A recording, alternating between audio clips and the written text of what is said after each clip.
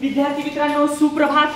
सगळेजण 5वी स्कॉलरशिपचं तुमचं पुस्तक उघडा आणि त्याच्यातला स्वाध्याय 14.4 हे आता आपण शिकणार आहे. पण तुम्हाला काय सांगितलं होतं, हे 14.4 अगोदर सोडवा म्हणलं होतं. मग कुणी सोडवलंय? Very good. या इकडं ज्यांना अगोदर शिकवायच्या अगोदर सोडवलंय त्याला एक छोटीशी पेन बक्षीस. बस शाबास. मग तुम्ही सगळ्यांनी दररोज सोडवा. मला ह्याच्यातून हे सांगायचं, शिकवायच्या अगोदर तुम्ही स्वतः अभ्यास करा. सर तळमळीनं काय सांगायले ते ऐका. अगोदर तुम्ही अभ्यास करा, नंतर गायडन्स घ्या, म्हणजे तुमचे गणित अजून स्पष्ट होईल. पहा पहिला प्रश्न काय दिलेले. विद्या नावाची एक मुलगी आहे. विद्याने एका चिक्कीचा 3/8 भाग खाल्ला. आता बघा रे, तिनं काय किती भाग खाल्ला? 3/8 भाग खाल्ला. स्वाहा. पुन्हा महेशने त्या चिक्कीचा 1/4 भाग चिक्की खाल्ली. त्याने 1/4 चिक्की खाल्ली. एवढं समजलं. पुढे म्हणलंय तर किती चिक्की उरली. मग किती चिक्की उरली म्हणलंय आणि पर्याय दिली. मग पहिल्यांदा हे काढा, किती चिक्की खाल्ली हे तर काढू. मग आता बेरीज करायची. तिरकस गुणाकार. 4 त्रिकुम 12 अधिक 8 × 8 आणि 8 त्रिक 24 8 चोक 32. एवढं सगळं समजलं सगळ्यांना कसं आलं ते. 12 आणि 8 20/32. आता 4 मार्क जाईल. 4 25 आणि 4 8 32. म्हणजे उत्तर किती आलं रे? 5/8. मग आता त्यांनी चिक्की खाल्ली किती? 5/8 चिक्की खाल्ली. मग मला सांगा प्रश्नात काय विचारले? चिक्की उरली किती. काय विचारले प्रश्नात? उरली किती. मग आता चिक्की आहे बघा, ही चिक्की आहे.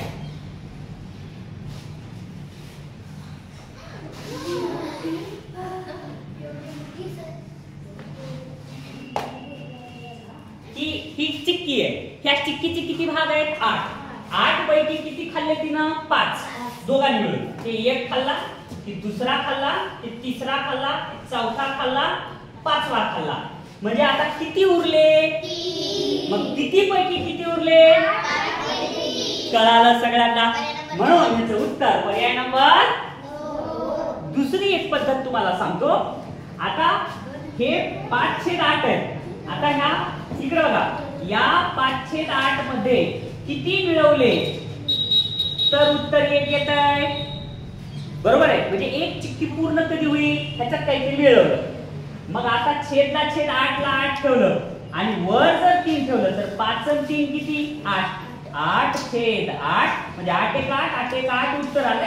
कळालं. दुसऱ्या एक पद्धती सगळ्यांना समजला. हा महत्वाचा प्रश्न फार महत्वाचा होता. ओके चला पाहूया पुढचा प्रश्न महत्वाचा.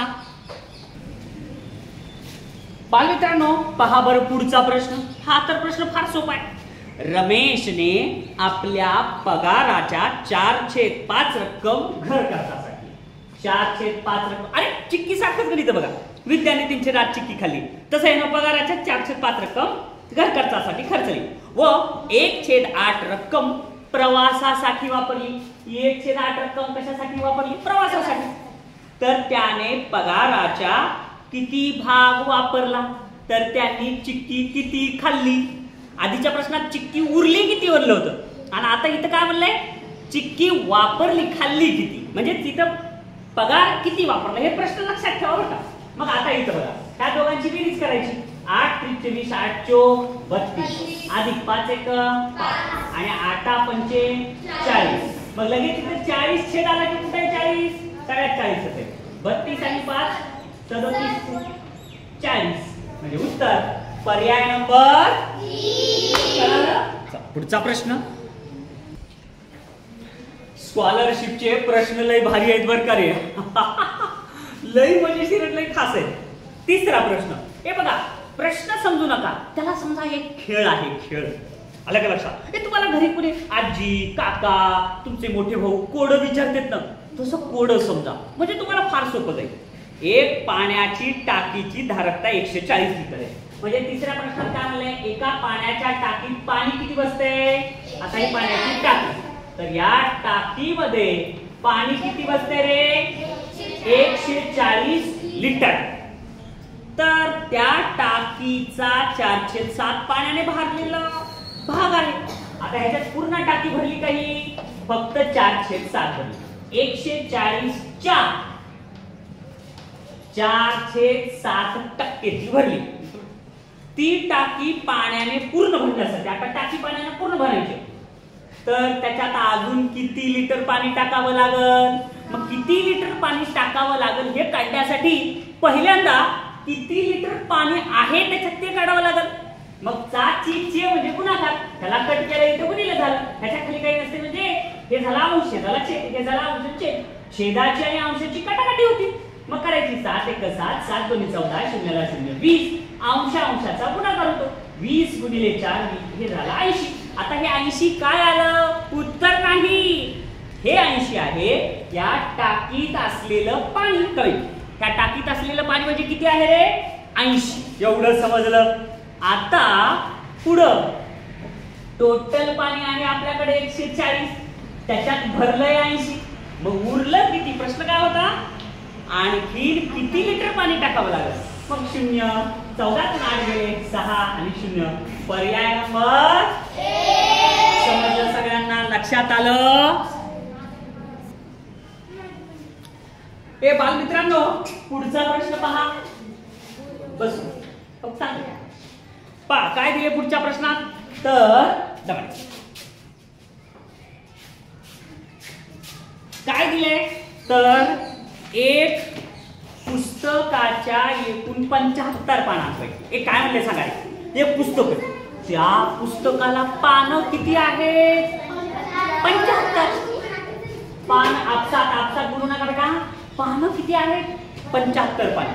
बघ आता जर 75 पानं जर असतील तर काय सांगितलं बघा 75 पानापैकी 7/25 पाने वाचून झाली. त्याच्यापैकी 7/25 म्हणजे याच्यात गुणाकार असते त्याच्या खाली एक असते अधिक सारखं झालंय. तर किती पानं वाचली रे 7/25 पानं वाचले. तर प्रश्न काय म्हणलाय तर किती पाने वाचायची राहिली हे विचारले. मग हे काय वाचली 25 1 25 25 त्रिक 75 7 त्रिक किती रे 21. आता हे 21 काय आहे वाचलेले बरोबर आहे. मग आता उत्तर किती पर्याय नंबर किती आलाय सोडवले ना आधी. मग आता हे 21 आले म्हणजे बरेच जण पटकन पर्यायामध्ये एक करतील. एक आहे का तर पानं 75 होती त्याच्यापैकी 7/25 म्हणजे 21 पानं वाचली म्हणून आता उत्तर आलं 54 पानं वाचायची राहिली म्हणजे उत्तर पर्याय नंबर. कळालं सगळ्यांना छान. बालमित्रांनो तुम्ही जर हे स्वाध्याय 14.4 मधले जर प्रश्न जर बघितला तर तुम्हाला सगळे प्रश्न हे असे दिसतील की सगळे एकसारखेच प्रश्न आहेत सगळे एकसारखे. आता हा सुद्धा थोडा फिरवून प्रश्न दिला. काय म्हणले 5वा प्रश्न एका दुधाची टाकी काठोकाठ भरली. आता ही दुधाची टाकी आहे आणि ही दुधाची टाकी काठोकाठ भरली एकदम अलग लक्षात. तर तिच्यात 56 लिटर दूध बसते. काठोकाठ भरली तर किती बसते रे 56 लिटर. ती सध्या फक्त 5/14 भरलेली आहे म्हणजे 56च्या किती 5/14 भरलेली आहे. तर ती काठोकाठ भरण्यासाठी तिच्यात आणखी किती लिटर दूध घालावे लागेल बरोबर आधीच्या सारखाच आहे. मग 14 1 14 14 2 28 14 3 42 14 4 56 आणि 5 4 20 म्हणजे सध्या किती आहे त्याच्यात 20 आहे. त्याची क्षमता किती 56. 56 मधून 20 गेले उरले किती 36. म्हणून त्याच्यात अजून किती लिटर टाकावं लागेल तर पूर्ण भरल 36. म्हणून उत्तर पर्याय नंबर 2 36 लिटर. समजलं. वा 6वा प्रश्न हे तुम्ही अगोदर सोडवलेले आहे ना. बघा काही जणांचं 6 पर्यंतच झालंच होतं. 3/4 हे बघा रे 3/4 आणि 2/5 यांची बेरीज करण्याच्या ऐवजी एका विद्यार्थ्यानं 4/3 आणि 5/2 यांची बेरीज केली. अरे किती सोपं रे. ही बेरीज केली का त्याला नाही मग ह्याचा विचारच करायचा नाही.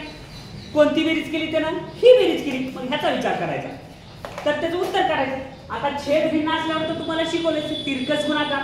4 1 4, 4 2 8 आणि 5 3 15 आणि 3 2 6 आणि 15 आणि 8 किती झाले? 23 छेद 6.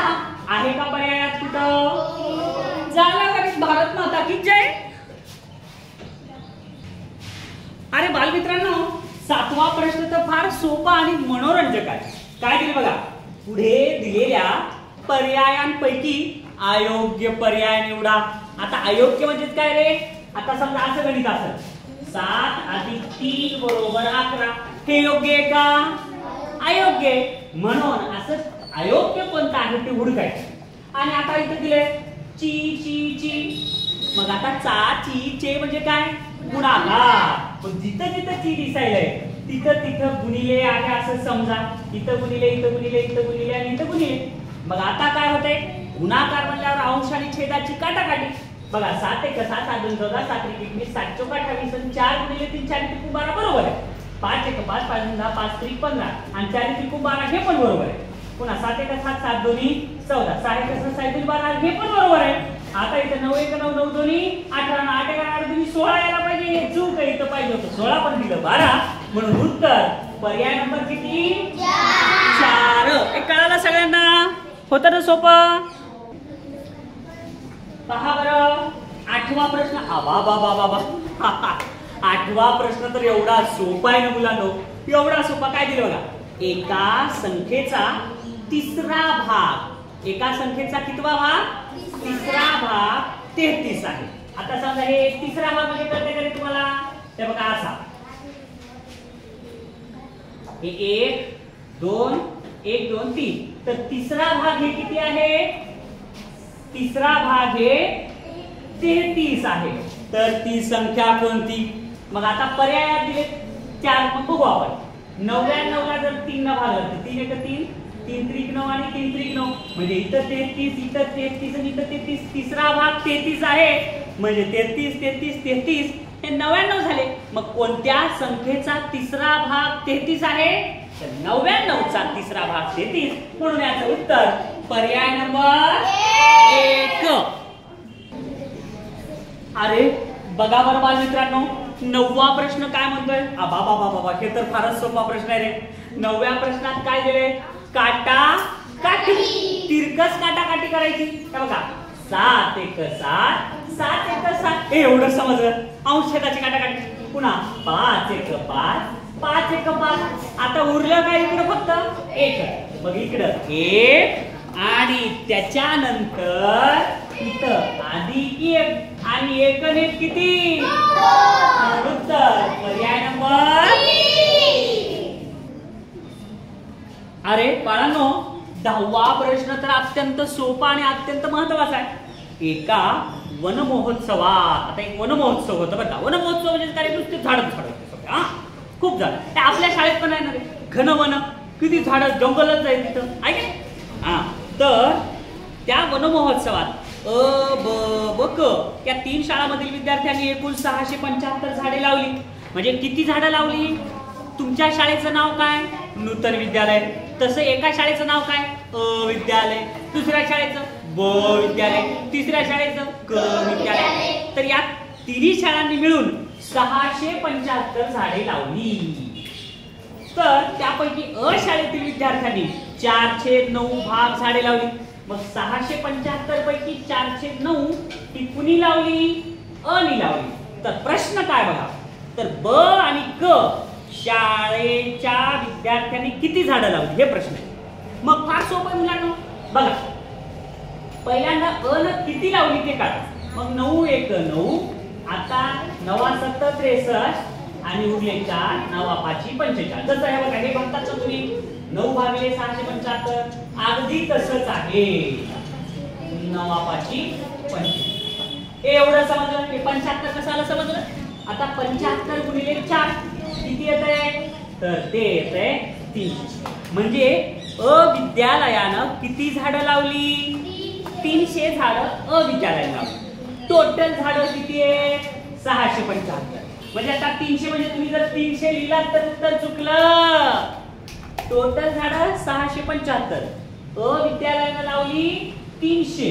मग ह्याच्यातून वजा जर केलं आपण तर ग आणि ग विद्यालयानं मिळून 375 लावली. म्हणून त्याचं उत्तर पर्याय नंबर. पुढचा प्रश्न. अरे सगळे प्रश्न झाले. 14.4 हा भाग अत्यंत महत्वाचा होता. तुम्हाला समजला असेल असं मला आशा आहे. धन्यवाद.